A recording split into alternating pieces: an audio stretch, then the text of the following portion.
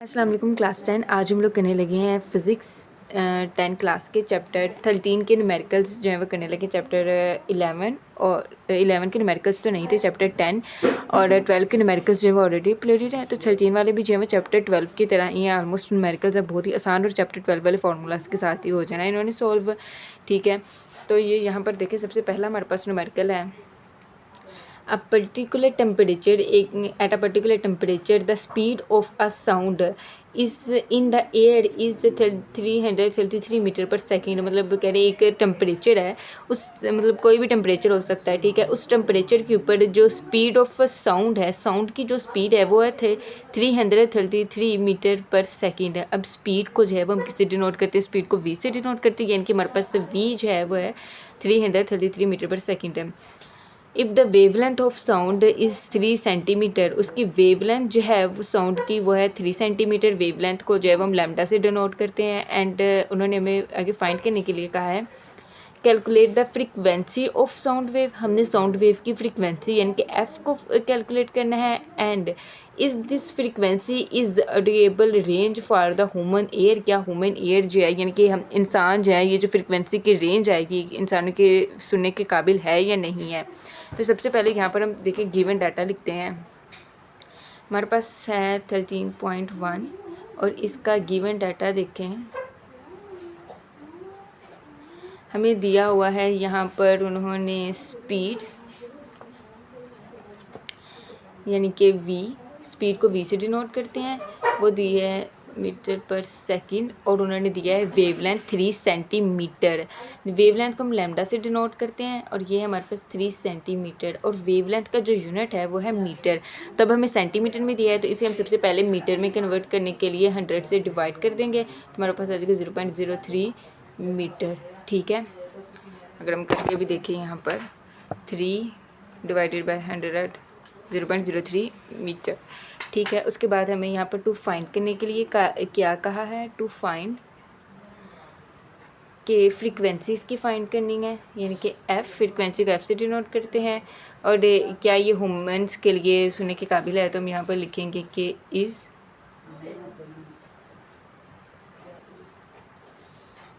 It audible. ठीक है, दो चीज़ें जो है वो हमें फाइंड करने के लिए कहा है। तो अगर हम पीछे प्रीवियस अपने चैप्टर 12 वाले न्यूमेरिकल्स को रिवाइज़ करें तो वहाँ पर अगर हमने जो है किसी चीज़ की फ्रीक्वेंसी को फाइंड करना हो तो उसके लिए हम कौन सा फार्मूला लगाते थे?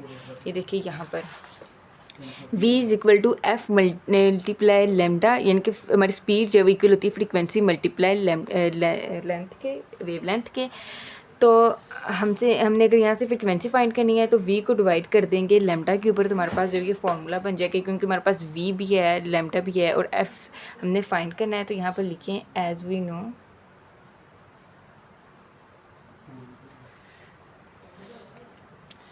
Speed is equal to frequency multiply wavelength. तो अगर हमें फ्रीक्वेंसी फाइंड करनी है एफ वेव, ये लेमडा इधर मल्टीप्लाई था, दूसरी तरफ जाके डिवाइड हो जाएगा तो हमारे पास एफ आ जाएगा।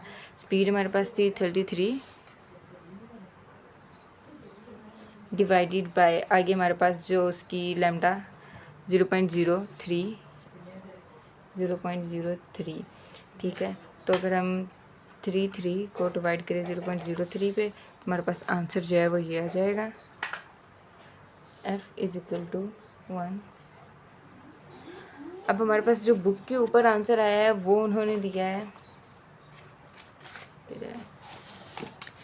11 किलो हर्ट्ज़। 11 किलो हर्ट्ज़ उन्होंने कैसे किया है कि उन्होंने जो है ये 1 को राउंड ऑफ कर लिया है, तो उन्होंने बना दिया है यहाँ पर 1100। 1 को राउंड ऑफ करके तो हम यहाँ पर ये भी लिख सकते हैं 11, आगे ये 3 0 है, 3 का मतलब यहाँ पर हमारे पास आ जाएंगे मल्टीप्लाई 10 की power 3।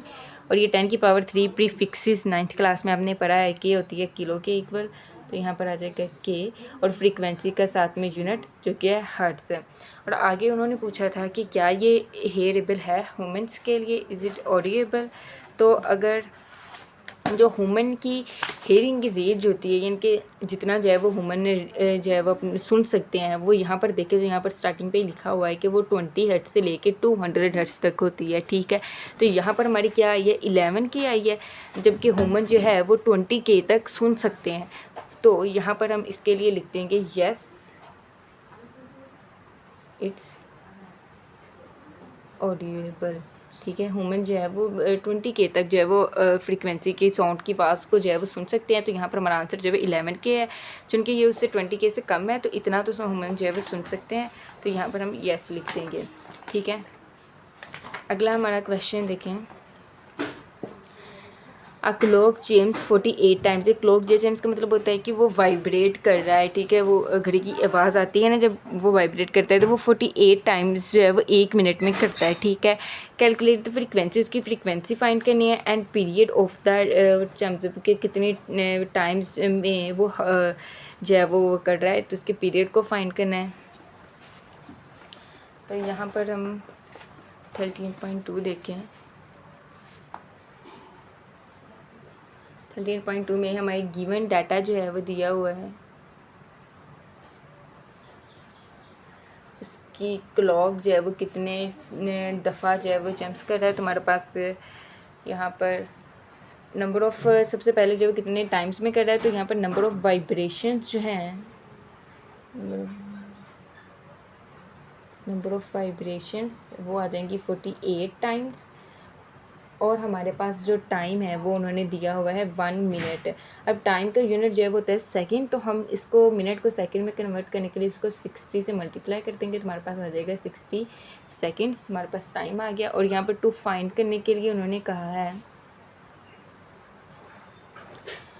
To find calculate the frequency, यानी कि हमने एफ़ को फाइंड आउट करना है एंड पीरियड ऑफ टाइम्स चम्स, यानी कि टाइम पीरियड को हमने फाइंड करना है। टाइम पीरियड जिसको टी से ही ऑलमोस्ट डिनोट करते हैं, और ये हमने फाइंड करना है। ठीक है, तो यहाँ पर फ्रीक्वेंसी फाइंड करने के लिए हमारे पास क्या फार्मूला होगा। इसका फार्मूला जो है वो थोड़ा चेंज होगा। यहाँ पर देखें कि लिखा हुआ है कि the frequency of a wavelength is the number of complete wave cycle, एक complete wave cycle that pass a fix point in 1 second. तो इस फार्मूले के अकॉर्डिंग हमारा जो इसका इस लाइन के अकॉर्डिंग हमारा फार्मूला बनता है कि F is equal to frequency equal है number of vibration divided by time. ठीक है, ये हमारे पास फ्रीक्वेंसी, जब भी हमें किसी चीज़ की नंबर ऑफ़ वाइब्रेशंस दी होंगी तब हमारे पास फ्रीक्वेंसी का ये वाला फार्मूला होगा।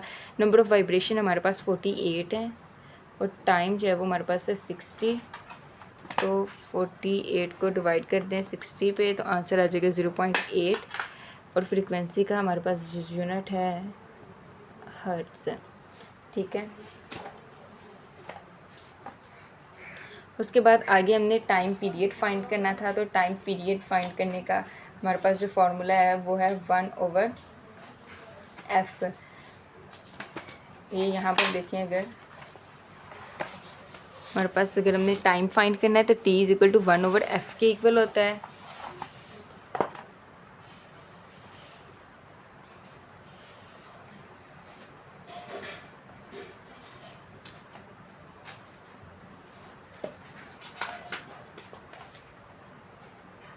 तो हमने यहाँ पर टाइम को फाइंड करने के लिए t is equal to 1/f। हमारे पास टाइम जो है वो इक्वल आ जाएगा 1/f, जो है अभी हमने f कैलकुलेट किया है जो कि 0.8। तो 1 को डिवाइड कर दिए 0.8 से, हमारे पास आंसर आ जाएगा 1.2। और टाइम का यूनिट जो है वो है सेकंड, तो हम यहाँ पर लगा देंगे 1.25s।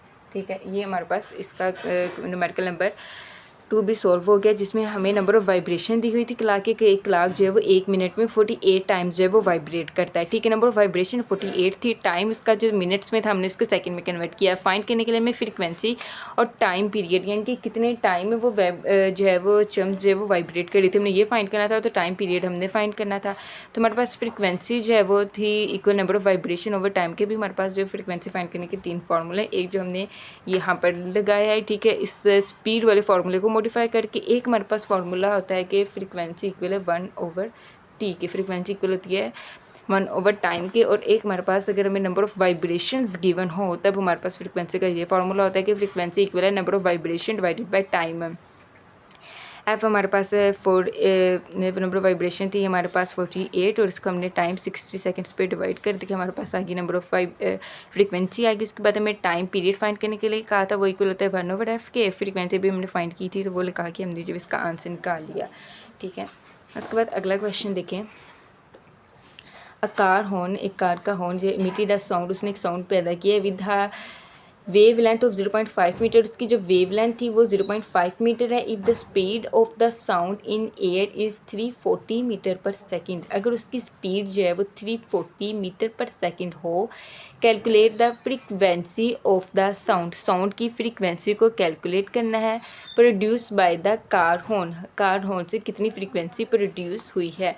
तो ये बहुत सिंपल सा न्यूमेरिकल है कि इस न्यूमेरिकल में हमें जो है वो भी दिया हुआ है उसकी वेवलेंथ यानी कि हमें लैम्डा गिवन है, स्पीड यानी कि हमें वी गिवन है और फ्रीक्वेंसी यानी कि हमने एफ जो है वो फाइंड आउट करना है। यहाँ पर सबसे पहले इसका गिवन डाटा लिखते हैं। गिवन डाटा हमारे पास न्यूमेरिकल है 13.3 जिसमें हमारे पास वेवलेंथ को जो है लैम्डा से डिनोट करते हैं, वो है हमारे पास 0.5 मीटर और स्पीड को हम v से डिनोट करते हैं जो कि है 340 और साथ में इसका यूनिट मीटर पर सेकंड। और टू फाइंड करने के लिए कहा है फ्रीक्वेंसी, ठीक है, जो कि frequency of the sound produce by the car horn. तो फ्रीक्वेंसी हमें फाइंड करने के लिए कहा है तो फ्रीक्वेंसी को हम f से डिनोट करते हैं। तो एज वी नो हमारे पास जो फॉर्मूला है वह speed is equal to frequency multiply lambda. तो यहाँ पर अगर हमें फ्रीक्वेंसी फाइंड करनी है तो फ्रीक्वेंसी इक्वल आ जाएगी v ओवर लैम्डा के। लैम्डा इधर फ्रीक्वेंसी से मल्टीप्लाई हो रहा था, दूसरी तरफ जाके divide. Frequency is equal to speed हमारे पास कितनी है 340 डिवाइडेड बाय लैम्डा 0.5। तो 340 डिवाइडेड बाय 0.5 आंसर आ जाएगा हमारे पास 360। एफ इज इक्वल टू 680 और फ्रीक्वेंसी का यूनिट साथ में हर्ट्स आ जाएगा। तो ये देखिए हमारे पास जो इसका आंसर है वो है 680 हर्ट्स। तो हमारा न्यूमेरिकल बहुत आसान सा न्यूमेरिकल था कि हमें इसकी जो थी वेव लेंथ दी हुई थी और स्पीड दी हुई थी। हमें फ्रीक्वेंसी जो थी वेव की फाइंड करने के लिए कहा था। तो हमारे पास फॉर्मूला होता है कि speed is equal to frequency multiply wavelength. तो हमने फ्रीक्वेंसी को फार्मूला यहाँ से बना लिया और फ्रीक्वेंसी को डिवाइड कर दिया उसकी स्पीड और वेव लेंथ पे। तो हमारे पास जब इसका आंसर आ गया। अगला हमारे पास न्यूमेरिकल नंबर 13.4 है। अब एक वेव जो है वो ट्रैवल कर रही है with a speed of 500 metre per second. उसकी स्पीड जो है 500 मीटर पर सेकेंड है and has a wavelength of 2 metre. उसकी वेवलेंथ जो है 2 metre and calculate the time period of the wave का हमने टाइम पीरियड जो है वो फाइंड करना है। तो यहाँ पर आए 13.4 न्यूमेरिकल हम करने लगे हैं जिसके गिवन डाटा देखें कि हमारे पास एक वेव है जिसकी स्पीड जो है वो है 500 मीटर पर सेकेंड। तो स्पीड यानी कि v हमारे पास आ जाएगी 500 मीटर पर सेकेंड। उसके बाद उसकी वेव लेंथ जो है, वेव की लेंथ वो है 2 मीटर। तो वेव लेंथ को हम लैम्डा से डिनोट करते हैं और वो है हमारे पास 2 मीटर। और हमें टू फाइंड करने के लिए कहा है कैलकुलेट द टाइम पीरियड यानी कि हमने t को फाइंड करना है। तो यहाँ पर हमारे पास 2 फाइंड आ जाएगा, t is equal to find out. ठीक है, तो अभी किसी टाइम जो है उसको फाइंड करने का हमारे पास जो फॉर्मूला होता है, ठीक है, टाइम को फाइंड करने का हमारे पास जो है वो फॉर्मूला होता है time is equal to 1/f यानी कि टाइम डिवाइडेड बाय 1/फ्रीक्वेंसी। लेकिन यहाँ पर हमें फ्रीक्वेंसी गिवन नहीं है, लेकिन हमें पता है कि हम फ्रीक्वेंसी कैसे फाइंड कर सकते हैं। हमारे पास स्पीड मौजूद है, उसकी लेंथ मौजूद है। अगर फ्रीक्वेंसी फाइंड करनी है तो ये वाला फॉर्मूला लगेगा f is equal to v/λ। तो यहाँ पर हम सोल्व करेंगे कि एज वी नो हमारे पास जो फ्रीक्वेंसी है वो इक्वल होती है v/λ के। तो फ्रीक्वेंसी इक्वल आ जाएगी, हमारे पास स्पीड थी 500 और लैम्डा है 2, 500 divided by 2 f is equal to 500 divided by 2 250 और फ्रीक्वेंसी का यूनिट साथ में हर्ट्ज़ आ जाएगा। उसके बाद हम यहाँ पर लगाएंगे टाइम का formula for time period. T जो है वो हमारे पास इक्वल होता है 1/f के, तो t is equal to 1/f। अभी कैलकुलेट किया है 250, तो हम 1 को डिवाइड कर देंगे 250 से, तो हमारे पास आंसर आ जाएगा 4 × 10⁻³ टाइम इज़ इक्वल टू 4 × 10⁻³ ये टाइम के यूनिट साथ में सेकंड है। बुक पे जो हमें आंसर दिया हुआ है वो इस फॉर्म में दिया हुआ है, तो हम इसको जो है वो कन्वर्ट कर लेते हैं। हमने जो है वो 9th क्लास में साइंटिफिक नोटेशंस जो है वो पढ़ी हुई हैं, फिज़िक्स में भी पढ़ी हुई हैं, मैथमेटिक्स में भी पढ़ी हुई हैं कि हमारे पास 0 पॉइंट, अब इसकी पावर जो है वो -3 है। इसका मतलब इसमें 3 डिजिट्स क्रॉस किए हैं, तो एक तो 4 वाला हो गया, बाकी 2 0 लगेंगे 4, और ये साथ में आ गया सेकेंड। तो हम इसे इस फॉर्म में भी लिख सकते हैं। तो ये हमारे पास क्वेश्चन था जिसमें हमें स्पीड और लैम्डा गिवन था और हमें टाइम फाइंड करने के लिए कहा था। टाइम फाइंड करने के लिए, टाइम पीरियड फाइंड करने के लिए हमारे पास फार्मूला होता है 1/f, यानी कि हमें जो थी फ्रीक्वेंसी चाहिए थी। तो सबसे पहले जो है वो हमने फ्रीक्वेंसी को कैलकुलेट किया। फ्रीक्वेंसी फाइंड करने का हमारे पास फार्मूला था v/λ। तो उसको फाइंड करने के बाद हमने इसके फार्मूले में पुट किया टाइम पीरियड के, तो हमारे पास इसका आंसर आ गया टाइम पीरियड का। अगला 13.5 देखें। A researcher boat send a sound, एक रिसर्चर की बोट ने साउंड सेंड किया है। Waves trade to the C bed and receive the eco 2 second letter. उसमें जो इको जो है वो 2 सेकेंड लेटर, इको जो वो आवाज़ें जो बार बार रिपीट होती है, लाइक अगर हम एक बंद बिल्डिंग में जाके तो कुछ बोलते हैं तो आवाज़ें जो है वो बार बार रिपीट होती हुई सुनाई देती है ना, तो इसको जो है इको कहते हैं। और वो आवाज़ जो आई थी ना रिसीव उसे हुई थी, ठीक है, उसने उसकी बोट ने सिग्नल सेंड किया था, ठीक है, तो उसे जो वापस सिग्नल रिसीव हुआ है वो 2 सेकेंड लेटर बाद में जो है रिसीव हो गया है। This sound the speed of sound in the sea water is 1600 metre per second है। जो साउंड स्पीड की जो साउंड की स्पीड होती है वाटर में, सी वाटर में, वो है हमारे पास 1600 मीटर पर सेकेंड है। फाइंड द डेप्थ, उसकी गहराई फाइंड करनी है। सी एट दिस पोजीशन, यानी कि हमने जो है वो उसकी गहराई को, डेप्थ यानी कि गहराई को फाइंड करना है। तो सबसे पहले यहाँ पर गिवन डाटा लिखेंगे। क्वेश्चन न्यूमेरिकल नंबर 13.5 है। इसका गिवन डाटा अगर लिखें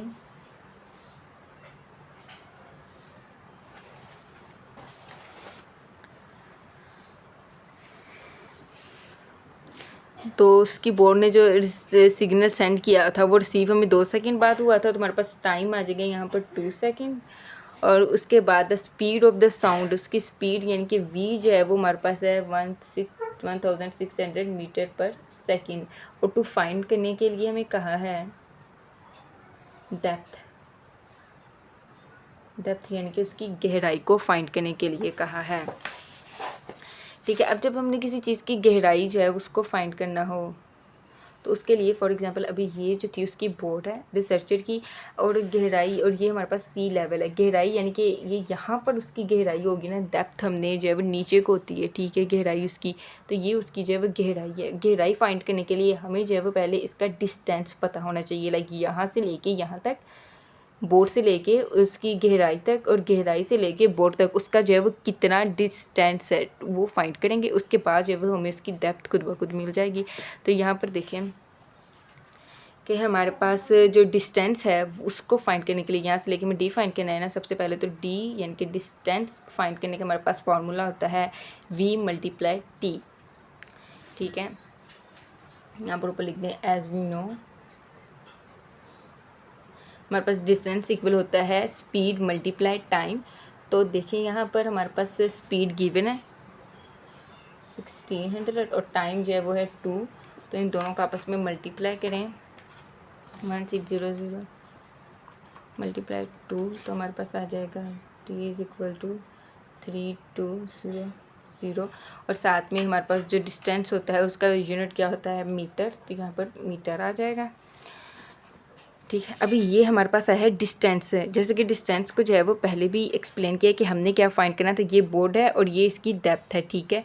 तो ये फाइंड करने के लिए, इसकी डेप्थ फाइंड करने के लिए हमें डिस्टेंस चाहिए, जो कि हमने फाइंड किया है बोट से लेके गहराई तक का और गहराई से लेके बोट तक का, ठीक है। ये दोनों तरफ एरोस लगे हैं, मतलब पहले इसका मतलब है कि हमने यहाँ से लेके यहाँ तक का फाइंड किया और उसके बाद फिर यहाँ से लेके यहाँ तक का जो है वो डिस्टेंस कैलकुलेट किया है। लेकिन हमें जो है वो गहराई सिर्फ चाहिए बोट से लेके इस डेप्थ तक। हमें डेप्थ उसने सिर्फ फाइंड करने के लिए कहा है कि गहराई कितनी है। तो उस गहराई को फाइंड करने के लिए हमारा जो डिस्टेंस है उसको हम डिवाइड कर देंगे 2 पे, ठीक है। ये हमारा जो भी डिस्टेंस है इसको हम डिवाइड कर देंगे 2 के ऊपर। तो अगर हम इसको डिवाइड कर दें 2 पे तो हमारे पास आ जाएगा 1600। तो हमारे पास यहाँ पर हम लिख देते हैं कि हमारी जो डेप्थ है वो इक्वल है 1600 और डेप्थ का यूनिट भी मीटर के यूनिट की तरह ही होगा, डिस्टेंस के यूनिट की तरह मीटर ही होगा। तो ये हमारे पास न्यूमेरिकल जिसमें हमें टाइम गिवन था और उसकी स्पीड गिवन थी और हमें डेप्थ फाइंड करने के लिए कहा था। हमारे पास डिस्टेंस का फॉर्मूला, डेप्थ फाइंड करने के लिए हमें सबसे पहले डिस्टेंस चाहिए था। तो डिस्टेंस का फॉर्मूला है स्पीड मल्टीप्लाई टाइम। तो हमने जो है सबसे पहले डिस्टेंस निकाला और हमने जो है डिस्टेंस दोनों साइड्स का निकाला था, लेकिन हमें जो है सिर्फ एक साइड की डेप्थ, हमें डेप्थ चाहिए थी। डेप्थ यानी कि हमें सिर्फ एक साइड का डिस्टेंस चाहिए थे। अब सरफेस से लेके ये जो उसका सी लेवल है यहाँ से लेके अगर हम बोर्ड तक जाएं तो ये तो नहीं ना उसकी डेप्थ कहलाएगी। डेप्थ वो है ऊपर से लेके जो नीचे तक होता है, लाइक ये हमारा सरफेस है और अगर हम यहाँ पर जाएं ये हमारी डेप्थ यानी कि गहराई होगी, ठीक है। अगर हम यहाँ नीचे से ऊपर की तरफ जाएं तो ये गहराई नहीं कहलाएगी, गहराई जो है नीचे की तरफ होती है। तो हमने सिर्फ नीचे वाला जो था वो हमें चाहिए था, तो उसके लिए हमने इसे 2 पे, जो हमारा डिस्टेंस आया था उसको 2 पे डिवाइड कर दिया। तो हमारे पास डेप्थ उसकी आ गई जो कि 1600 मीटर, ठीक है। तो ये देखिए हमारे पास जो है 1600 आ गई मीटर में इसकी डेप्थ। अगला लास्ट वाला न्यूमेरिकल है a person claps his hand. उसने एक पर्सन ने जब ताली बजाई है नियर अ माउंटेन, एक माउंटेन के पास, and here echo after 6 second. Echo मतलब कि जो आवाज़ें रिपीट होती रहती हैं, उसने 6 सेकेंड बाद जो है वो सुनी है आवाज़। If the speed of the sound is 343 metre per second, what is the distance of the mountain from the person. हमने यहाँ पर हमें स्पीड गिवन है और टाइम गिवन है, सेम ऊपर वाले क्वेश्चन की तरह ये क्वेश्चन है। यहाँ पर उन्होंने कहा है कि हमने डिस्टेंस फाइंड करना है mountain from the person, person से माउंटेन का डिस्टेंस कितना है हमने वो फाइंड करना है। तो यहाँ पर देखें हमारे पास 13.6 का गिवन डाटा है।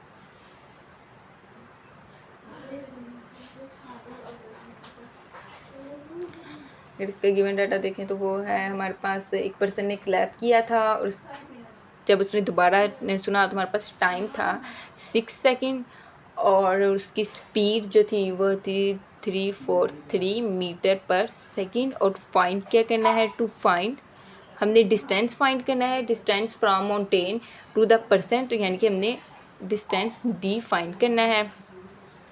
तो उसके लिए हमें पता है एज वी नो